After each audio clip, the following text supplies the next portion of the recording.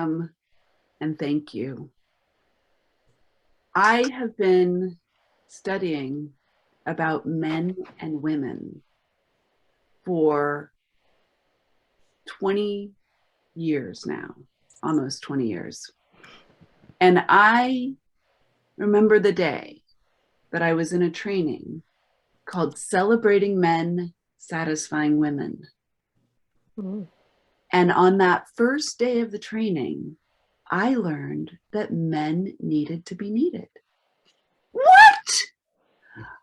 I was 36 years old, and I saw all the men I'd ever dated telling me, not all of them, but many of them saying, Kimi, I need you. And I said, you don't need anybody. Nobody needs anybody. And then they went away.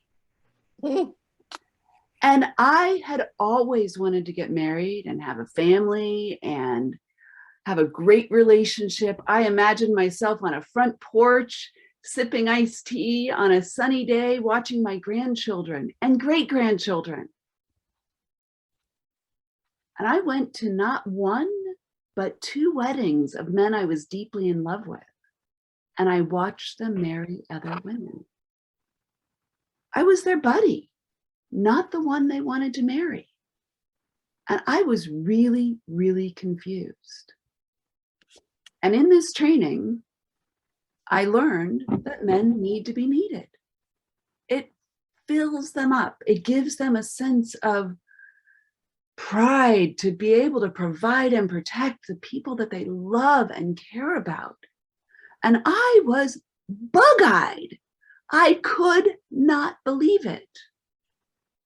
And then I started practicing this with the help of a coach who helped me to understand how to activate my feminine side, my receptive side, my ability to allow a man to contribute to me.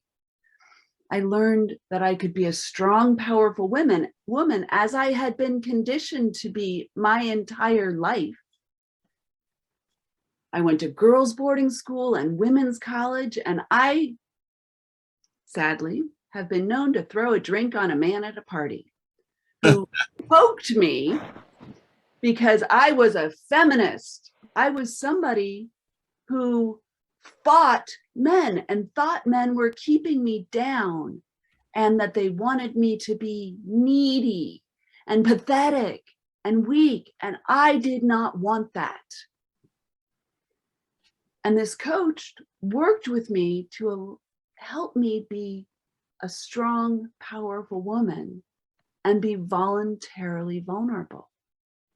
The coach talked to me about ways that I could enhance my relating ability.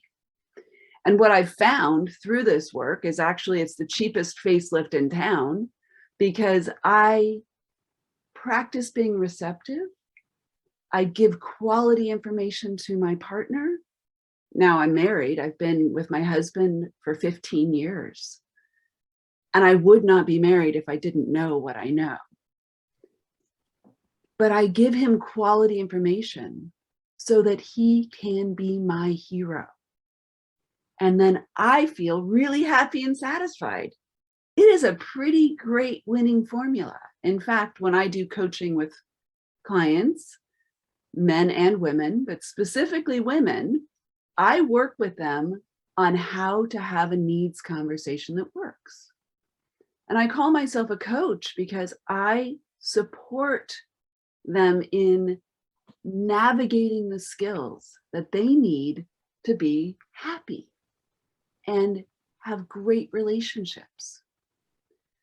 Now, throughout my program in the Understanding Men department, I also took a leadership portion where I was going to be a trainer in the program. And I now train my clients on how the key skill sets on how to navigate relationships with men and women, helping them understand what safety means for men and women, and for what it means to be committed, how it's different for men and women.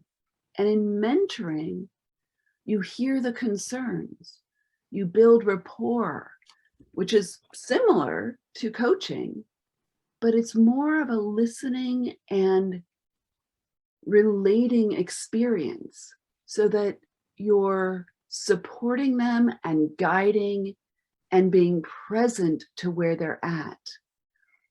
One is more directive, as in coaching. It comes from the field of sports. That's where the title or the name coaching comes from. And it's all about guidance and support and direction. I do that. And I also do mentoring, where I'm really listening to where somebody is, and I'm building story or building a shared experience, listening to where they're different and listening to where we're the same, and looking for those commonalities. So my clients feel supported and heard. And I also add an educational component, because in my experience, if you are looking at the other person as a version of yourself, you can be the most conscious spiritual person in the world and get tripped up in your relationships, as I did for many, many years.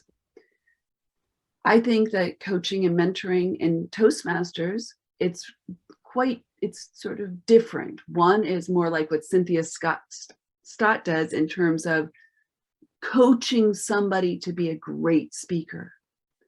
The mentoring I do in Toastmasters is taking my skill set and supporting my protege in helping them to learn how to be a better speaker. But it's not filled with as much direction and guidance. And I personally find a merging of those two to be super helpful in Toastmasters and in my own coaching business, living your life in love. It's a formula and a recipe for success.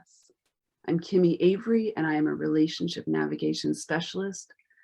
And I support my clients in having amazing relationships, personally and professionally. What are you going to do to support yourself in developing the skills you want? Reach out to a mentor, reach out to a coach. And if you've got those skills, how are you going to support them, other people, in developing the skills that they want to develop? Back to you. Thank